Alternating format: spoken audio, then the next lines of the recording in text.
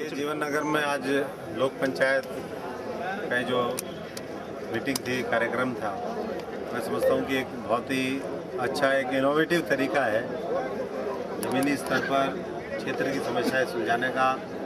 और सबसे बड़ी बात जो है वो ये है कि सभी दलों के जो हमारे साथी हैं वो इस लोक पंचायत के मेंबर हैं। और इस तरह की अगर संस्थाएं, मैं समझता हूँ कि पूरे हरियाणा में, पूरे सिरसा में, पूरे देश में चलें तो उससे डेवलपमेंट को भी एक दिशा मिलेगी। हमारे जो इंटरनल डिस्प्यूट्स हैं, कई बार हमारे मतभेद होते हैं, उसको भी हम कम कर सकेंगे।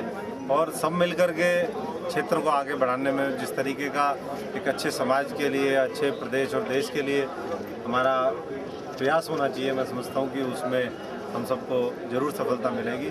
आज कुछ स्थानीय मुद्दों को लेकर के पीछे हम सब जानते हैं इस बात को कि यहाँ पर लास्ट ईयर बहुत बाढ़ का प्रकोप रहा, यहाँ के लोगों को बहुत कष्ट हुआ।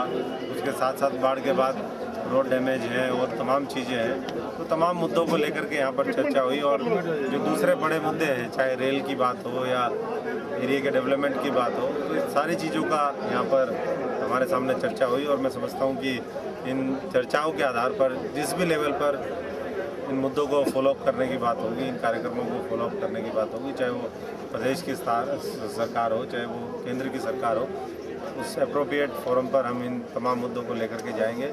और मैं समझता हूँ कि इससे आने वाले दिनों में और ज़्यादा हमारे रानिया के जो साथी हैं, जो वैसे भी बहुत मेहनतशील हैं, एकजुट भी हैं, और मैं समझता हूँ कि उनको और ज़्यादा ताकत मिले, यहाँ का और ज़्यादा विकास हो, ये हम सुनिश्चित करने का काम करें।